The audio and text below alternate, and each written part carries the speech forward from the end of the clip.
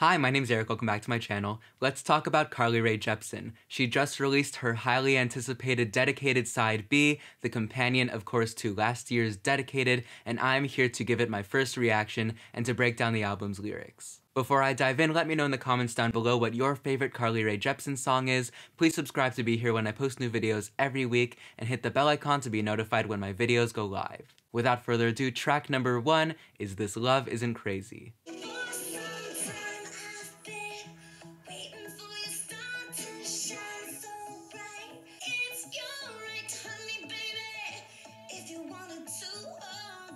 Okay.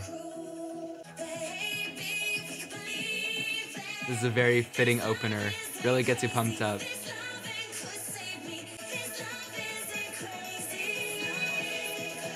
We've got this tension, but it's still so celebratory in a typical Carly Rae Jepsen way. There we go, there's the drop.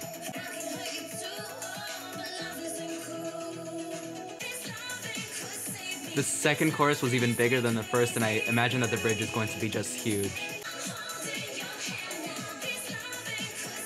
So bright and summery.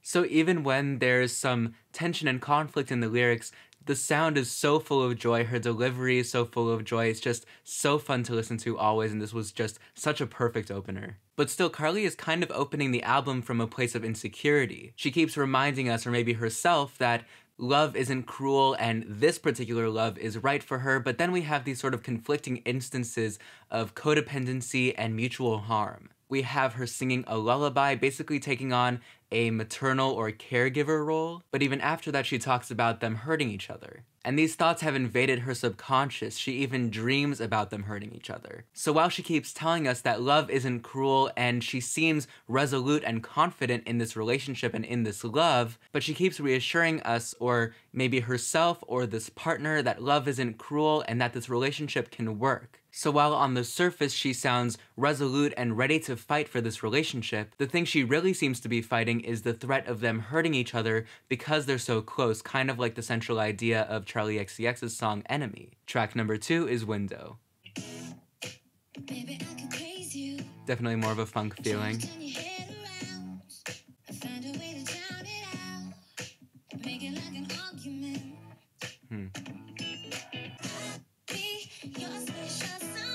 Oh cool, those moments of silence make the beat hit even harder, I think.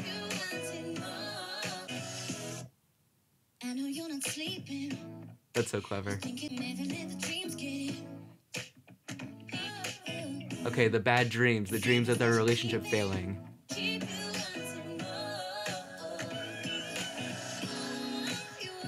This really sounds like it would have fit on Dedicated. She makes a really good use of repetition to emphasize her desire and her yearning.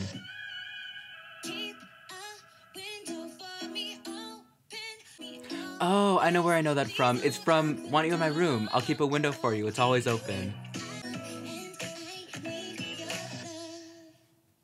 That was a very fun, a very chill track. And what I like about this song is that it builds off the last to give us more specific insight into what exactly is wrong with the relationship, namely that her partner is unwilling to let her in. On the opener, she suggested that it might make things easier just to tell her partner that it's their right to hurt her, to give them license to hurt her. And here she gives us the ways that this person hurts her, by ignoring her, by turning everything into a fight, just generally by being unattentive and combative. So the central image of the window, of course, is her way of saying to stay open for her and not to shut her out. And the thing she proposes as a way of keeping the window open is offering physical affection. She says on the chorus, "I'll be your special somebody, hands over your body, keep you wanting more." She's saying, I'll keep myself available physically if you make yourself available emotionally. And if other pop albums are any indication, this approach is rarely sustainable. Track number 3 is Felt This Way.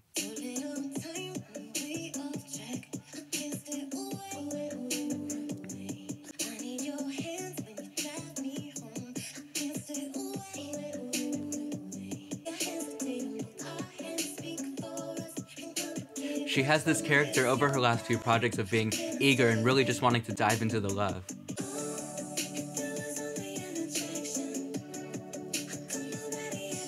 I'm surprised by how warm the chorus is. It's really dreamlike too, very soft.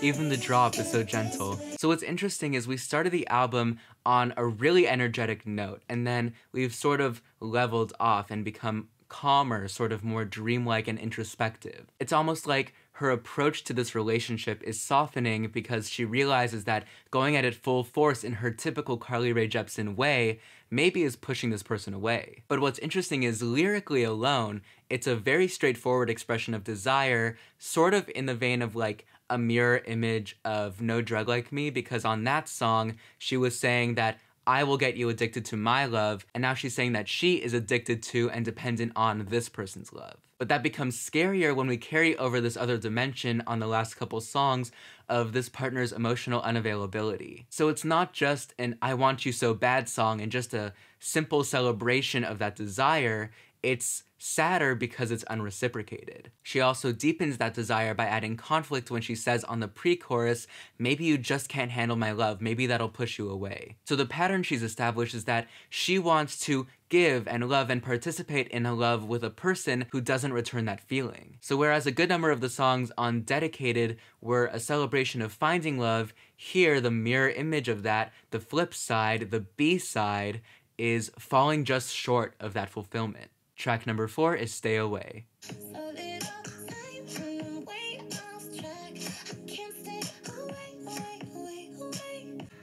Okay, sounds like the same intro.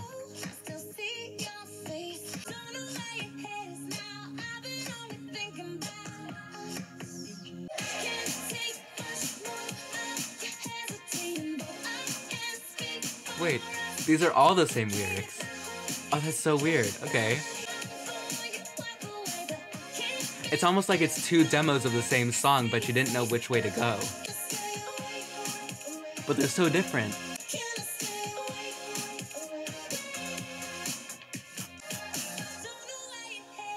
We've got the trademark quiet bridge.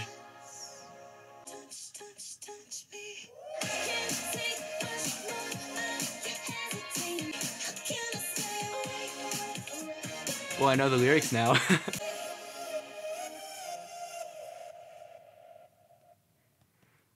This is the type of decision that elevates a pop album. Having two songs with the same lyrics that are just so different in how they feel and what they mean because of how they sound is just so bold and such a great exercise. Because, like, from a writer's perspective, this is an exercise. This is an experiment. But it still works on a pop level, and together, that's the sort of thing that pushes a medium forward. So like I mentioned on the last track, the lyrics really felt straightforwardly loving. They felt like Want You in My Room, like a celebration of love, and having it sort of tamped underneath those dreamy, airy sounds felt like the suppression of desire. And now here, she's having the same thoughts, but she's letting them out and celebrating them in her typical Carly Rae Jepsen way. It was also a clever choice to have Stay Away as the song title on this one, because going into the song, I thought it would be maybe about her partner's resistance and about how they're just so persistent in wanting to stay away from her. And that sort of colored my perception of the song, especially coming off of those last few tracks where she was struggling with a partner who wasn't reciprocating her feelings. So there are definitely a lot of mirrorings going on here, a lot of parallels and flips. I'm very interested to see how that affects the album structure as a whole. Track number 5 is This Is What They Say, and I really like all these rhyming song titles.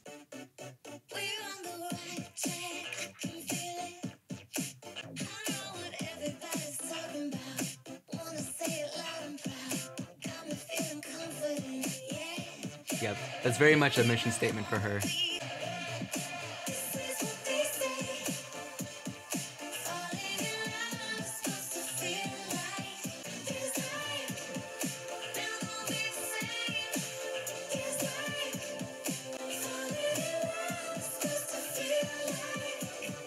Great vocal range on this album too. Okay, before she was insecure, now she's confident, that's good.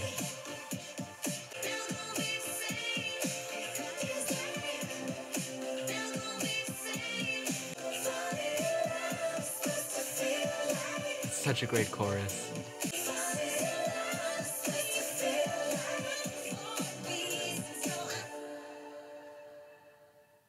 I love the layering of the two hooks on top of each other. I love the brightness and the energy and the joy. Ugh, it's just so good. So what's interesting is that a lot of stories in media and in pop albums move in a V shape, so we'll start from a good place and then something bad will happen, things go wrong, and then we sort of tumble into this darkness. And then around the middle of an album, we'll end up at a real point of despair. But we sort of have the opposite going on here, at least for now, because we started from a place of insecurity and we are moving into brighter territory toward the middle of the album. That is, if we stay on this course. She has another astronomical image. So earlier on the album, I think on the opener, she talked about wanting her lover's star to shine brightly, sort of the symbol of their love burning. And here she talks about wanting them to eclipse her. And sometimes I might think that that's pernicious, like trying to damp her light, but considering the context and her talking about how good she's feeling, I don't think that's what's going on. It's mostly just about the physical contact, and especially again when before she was so insecure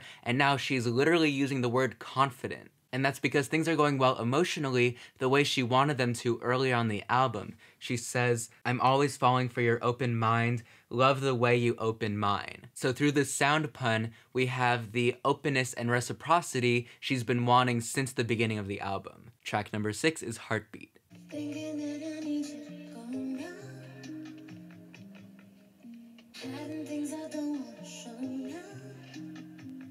Oh, now she's hiding things she's holding back.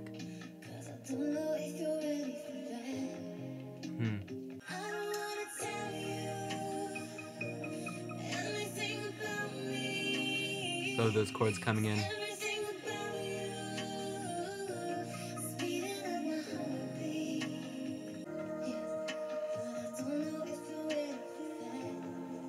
She's giving her vocals a lot of space on this song.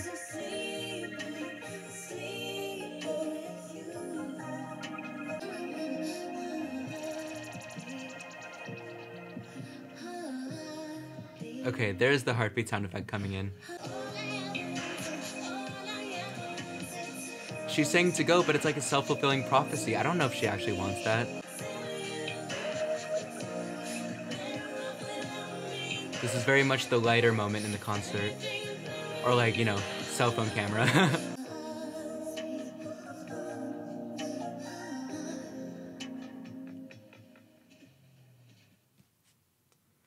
I think that was probably one of her overall quietest tracks, like ever. Like I had a lot of space to really hear her vocals. And that makes sense considering that we've returned to emotional turmoil land. And she's having the same problems that she did earlier on the album. She's getting too close and that's making her nervous. She's having doubts as to whether her affection is being reciprocated and she's afraid of getting hurt. And this is causing a sort of U-turn in her character. She says on the chorus, "I don't want to tell you anything about me because everything about you is speeding up my heartbeat." Earlier she was asking this person to keep a window open for her, and now she's shutting it because she's scared. Another turn that happens is on the bridge when she says, "You've been like a light," whereas earlier she was begging this person for their light to shine. And not only that, they were the darkness of the eclipse. So we have this role reversal where she is closing herself off when things are starting to go well. So this is just another parallel mirror image sort of thing that she's doing on this album. Track number 7 is Summer Love. This is different. We got disco. We got disco. This is not a drill.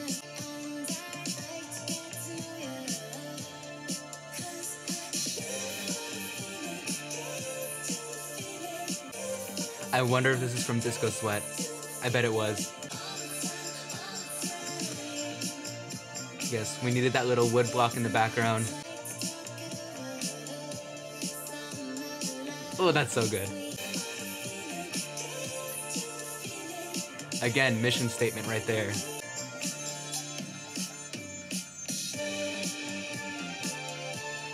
Yes, those ABBA strings.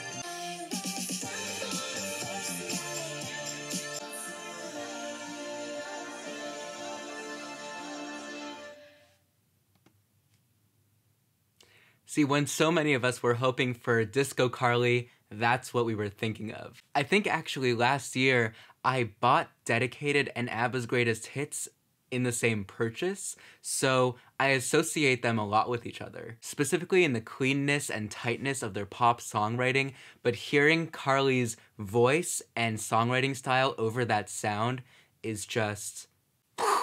She's brought up summer a few times on other songs, and its meaning is pretty straightforward. It's a time of freedom and love and heat and passion and nostalgia. The song is pretty close to what I'd consider a Carly Rae Jepsen sort of thesis song, because specifically in the lyrics, she says basically what defines her as an artist and as a persona. She talks about intense feelings and touch and dance, so it's very cut to the feeling. I just think that was a great centerpiece for this album, and it's a sound that I think a lot of people were hoping for, and she really delivered on it. Super happy with that track. Song number 8 is Fake Mona Lisa.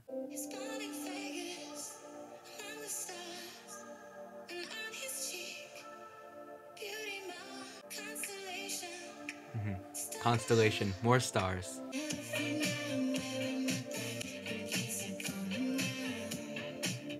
Okay, the black, the darkness, she doesn't have the light anymore for him.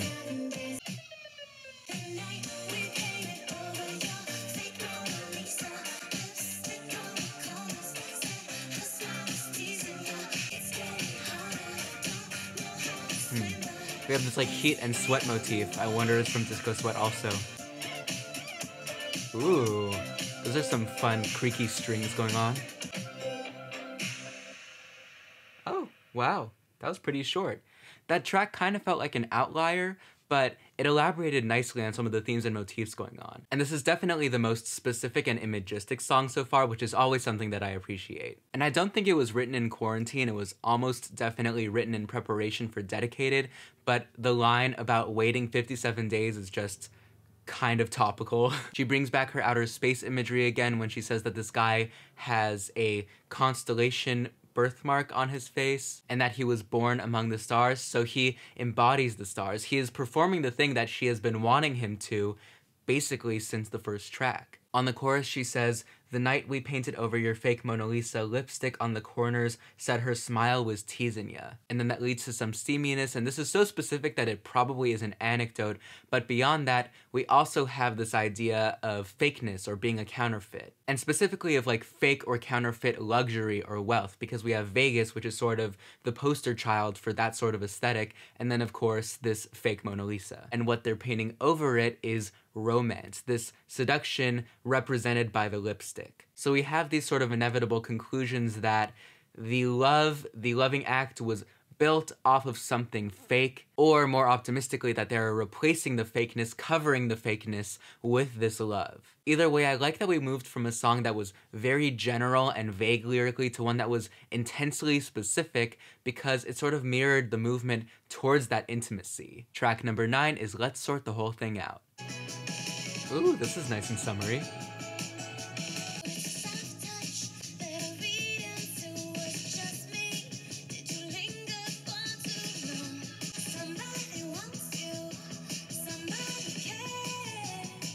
Ooh, nice run.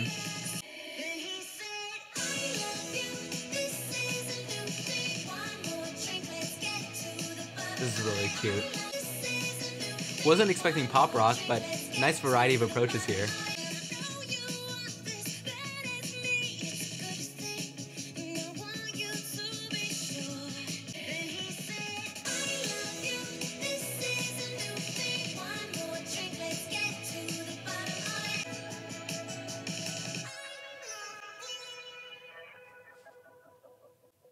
That was so cute. And it does sound like we're on an upward trajectory, so yay. Again, we have this reversal. She used to be the partner who was confident in the love and really wanted to try, and now her partner has taken on that role. And she's even insecure about these loving gestures. She says, "It's a soft touch that I read into. Was it just me or did you linger too long?" She's wanted that contact, so why is she questioning it when she receives more of it? Because of her insecurity. So the love interest proposes on the chorus, "One more drink, let's get to the bottom of it.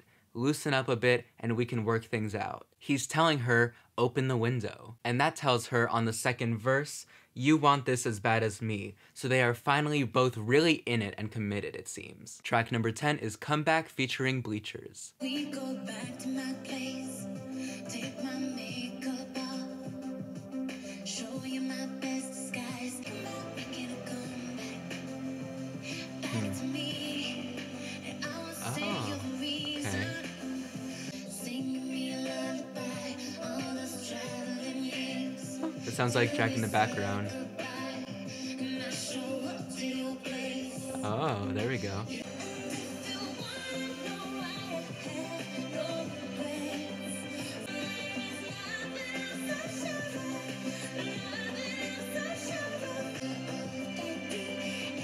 Well, I like this new hook.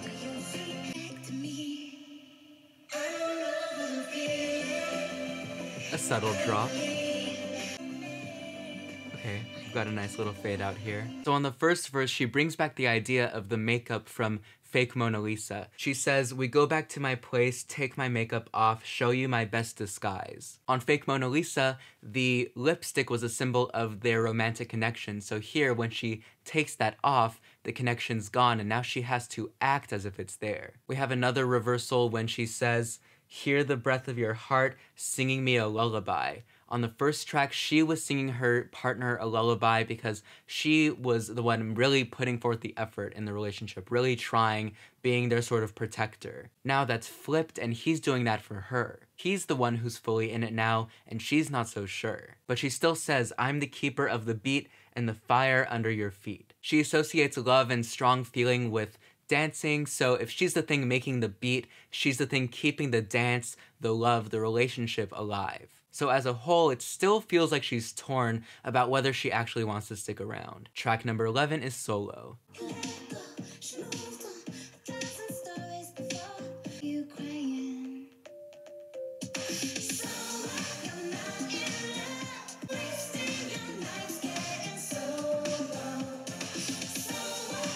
Solo, solo.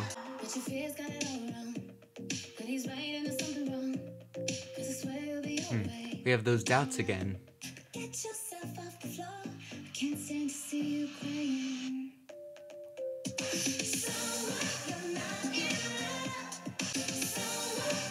is so danceable, so fun.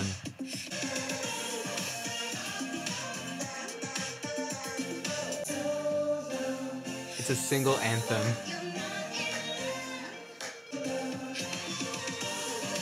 Is that her voice?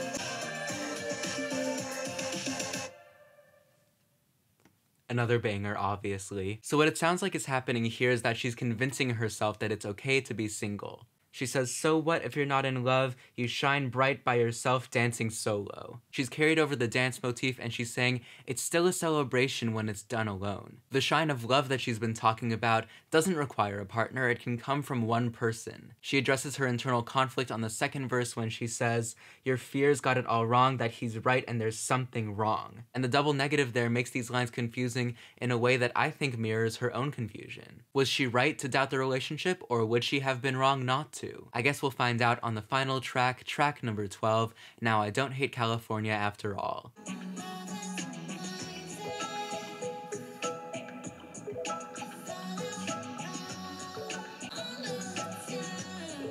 She clearly has a liking for weird sounding closers.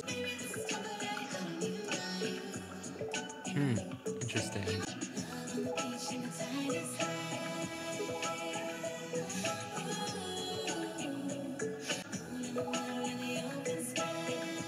Ooh, I like that.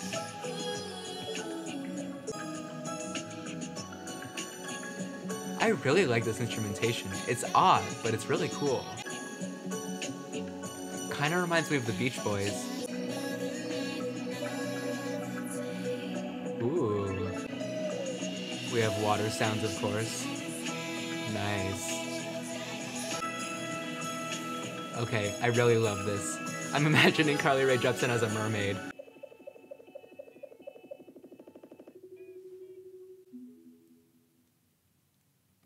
Very interesting. So we sort of end in my mind with Carly Rae Jepsen, single, maybe having broken up, maybe not, like with a martini on the beach, just chilling, not really bothered. And once again, we have a pretty clear mirror image of what we heard earlier. On the opener, she felt confident about her feelings for this guy, but not about the relationship itself. Now she feels confident in the fact that the relationship might end because she knows that she'll be fine either way. She says, he's all kinds of hardness and heartless, but I know he's down. Even if he's a jerk, she'll enjoy the fling until it's over. She even says on the pre-chorus, he gives me the holiday I needed all the time. Maybe this is temporary, I don't even mind. So California is like a vacation spot, an escape. It's not permanent, but she'll enjoy it while it lasts, just like the relationship. So not only is this a mirror image of where we started the album, it's also a mirror image of where we ended Dedicated itself with For Sure, because technically Party for One was a bonus track. On For Sure, she could feel the relationship was ending